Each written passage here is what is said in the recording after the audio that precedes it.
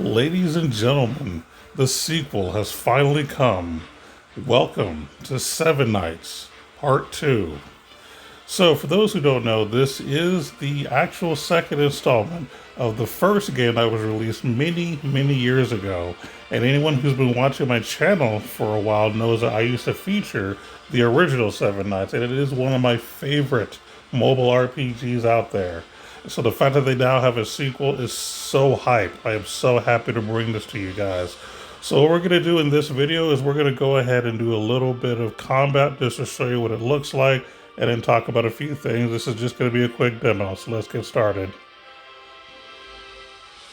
Man, I like how they did the visuals here. Oh, that's right. This is one of the new main characters of the game that you're going to be seeing pretty much the whole time. And of course, you have some of the old favorites as well. Really, really good unit. So yeah, basically all the ones highlighted below are just all the characters that I've received so far. All the ones that are, either red or blue or any other color beyond this faded out are characters that I have not unlocked, but you are able to actually preview all of these characters. So you can see all of them right here. So really, really nice to see. You get a preview of the characters that you're going to be able to get eventually. Some of them are characters from the old game. Some of them are actually pretty new. So let's go ahead and get into some combat here. All right, so here you're going to see a little bit of combat. Now in this game, you are actually walking through a map and you're going to actually be fighting enemies that appear on the screen. So this isn't going to be like the original game where you kind of just go through, part 1, 2, and then you got a boss battle. This is literally you walking through a map, almost like, an MMO kind of thing. It looks pretty cool though. I am going to be skipping probably the cutscenes because I don't want to do all the spoilery stuff. So if you want to understand the story, I'd recommend just playing it and checking it out for yourself. So far, the story is decent. I'm going to be skipping this, obviously. But you can auto, and if you auto, it'll basically walk you exactly where you need to go. Again, we're going to skip story. There is going to be dialogue throughout this as well. And there you go. So they'll automatically do their skills if you have it on auto and regular attacks. You can control one character at a time. The character you control, you can actually physically move them with the left part, and then they will more or less follow you.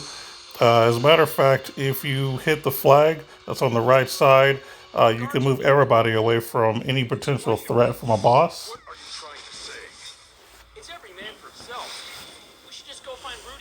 The visuals look really nice. This isn't like, a cartoony, colorful thing. This is going a little more of a high-res kind of scenario, which, nothing wrong with that. We're going to go ahead and skip some more of the story. Again, I'm not trying to, show anything off. There's some tutorial in this part of the game. This is pretty much early part of the story. So, nothing too crazy right here that a lot of people probably haven't seen already that's played the game. But again, the combat's pretty smooth. You can see right there, she just did her special. Only the character you're controlling will actually be able to get the whole cinematic part of the special. Everybody else will just kind of have a quickie. But if I was to switch to, say, this lady over here, whenever she does her special, you'll see something a little more cinematic of the healer. Although, I don't think anyone... Oh, I should have actually highlighted Shane, but oh well. Either way, it's all good. But yeah, you can definitely change players, so you can change perspective. They have different party compositions. You have your universal characters, you have your DPS. Just like in the first game, you have your supports. So they have, all the same stuff you normally have, just on different characters. Again, there are some of the older characters in this game and in the story too that you will be seeing. So just prepare for that. Lots of full voice dialogue, and the voice acting in the game is really good. So I definitely appreciate getting the actual voice dialogue with good voice acting. And of course, they are over the top with some of their sayings, so that's always good to see too. But this is basically what you would expect of playing through these games. Cinematic cutscenes here and there where it's appropriate. And again, you can manually control it if you want. Right now, again, this is just, easy mobs. No need to really worry.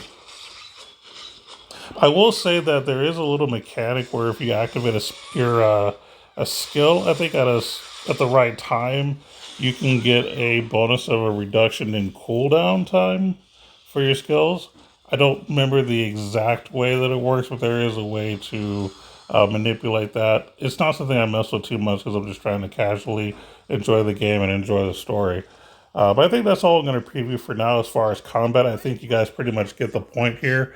Again, really, really good game. Very, very smooth. And I haven't noticed any like major bugs or anything like that here either. I haven't had any disconnections. I haven't really had any lag. Like the game runs pretty well.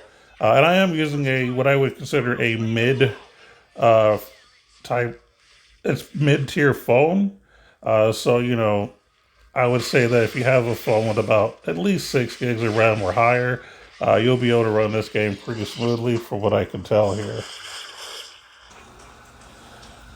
One thing I want to actually show off real quick is something that will be really useful if you're ever in a pinch in a boss battle you're having a hard time with.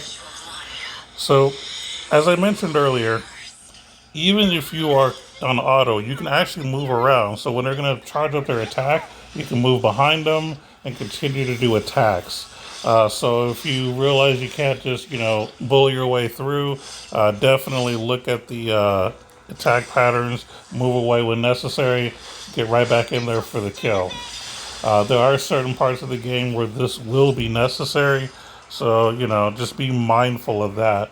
I figured I'd actually show that off real quick because that's one thing I'm sure people that are starting off that don't know any better might run into.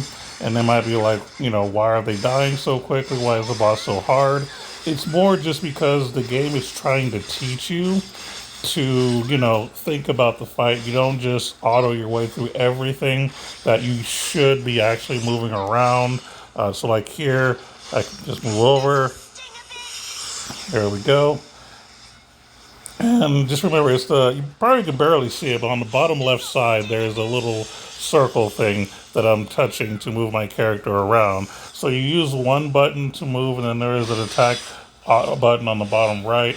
It's currently, cycled as auto, but, at least you can use two different ways to do things. You can move on one button, you can attack on the other. You can tap on the skills that have a cooldown, and of course, you can also tap the special, which is going to be where the character icon is when it's ready. So just wanted to show that off real quick.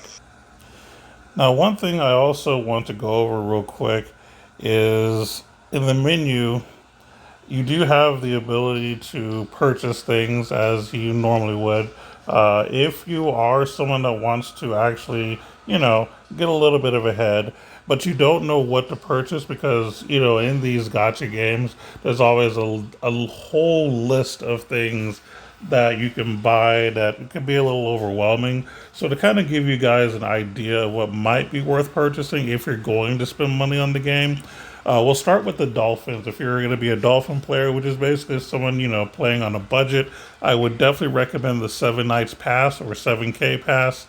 This is basically one of those accumulation rewards. You're going to naturally get some for free, as you can see here, but the premium on the bottom is something you can get better stuff for as you go up in tiers. So if you want to, find a way to spend less money to get some perks, definitely the premium might be the way to go. Here are some of the prices. So the $26.99 might be a way for you to go for the mission pass, or if we'll do the account level pass, you can pay a little bit more.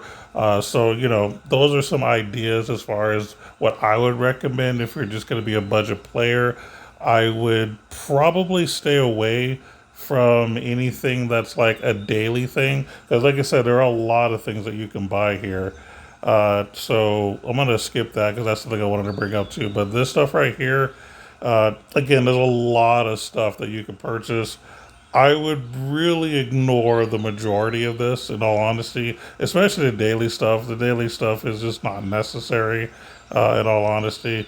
But yeah, definitely the 7 Nights Pass I recommend.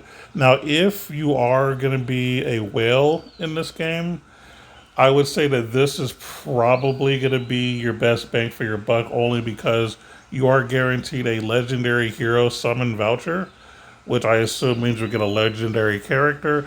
If you have a legendary character, that's going to make your account super duper strong. You're going to be way ahead of everybody else if you're getting legendary. So if you're going to whale on the game, this is probably what I'd recommend. But if you're going just for some kind of smaller amount to, support the game but get something decent out of it, I would definitely recommend the 7 Nights Pass.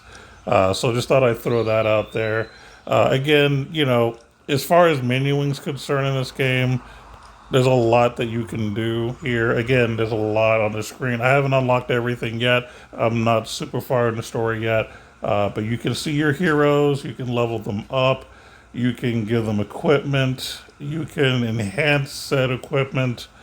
So, this is stuff that you're familiar with from the original game. So, not a whole lot has changed there. You can raise their level cap by using duplicate units. So that, for example, this guy here, there's on his icon there on the bottom, he shows like a 1. That basically means that he's been, up to 1, which means his level cap has also been raised. So that's something to think of. Like if I go to level up right now, his level cap is now 32. I believe the default is 30. So as get duplicates of characters, but basically, if you get enough shards, let me rephrase that. If you get more shards of characters, you can use those shards to increase their level cap. So that's that's a little bit different, if I'm not mistaken, but something worth noting. And again, equipments are also important. You can level up the equipment. You can transcend certain things. Uh, you also have pets right off the bat that you can get, and you can make them better if I'm not mistaken, or you can get better pets later on as you play the game through certain rewards. They will definitely make your team stronger, and they have their own abilities, and that's gonna be kind of the. Oh yeah, and then you also have your daily grinds. So your dungeons, you can do the gold vault, so you get more gold, get some soul stones, and then here's some other ones that give you other things that you are able to get. Just I'm not going to play it at the moment, but I'm just going to show you that you can go up in tiers if you really want to. If you happen to do well enough to get S rank, which basically means you dealt enough damage to the boss without dying before the time expires, you get better rewards. So that's how that works. But I think that's going to be it for this. This is just a quick demo to kind of show you the basics of this game. So far, as a first impression, I really love the game. I expected to like it. But again, I'm a huge fan of the original. It is one of my top, 5, I'd say, of mobile games that I like the most. And this is definitely, setting a high standard. This game right now, the sequel, has the potential to be my main game. To say that means a lot because I haven't really changed main games in a while. But again, this is something I've been waiting for a long time, and I'm glad that it's here. So as long as they continue to do well and get better, this might be the main thing. So if you play this game or you're familiar with the older one, definitely let me know how you feel about it. Are there things that you like specifically about it, things you'd like to see, be better? I'm actually curious to see, your thoughts, if you have any characters you prefer or think are the best. I'd love to hear it. But until next time, keep gaming and take care, everyone. Later.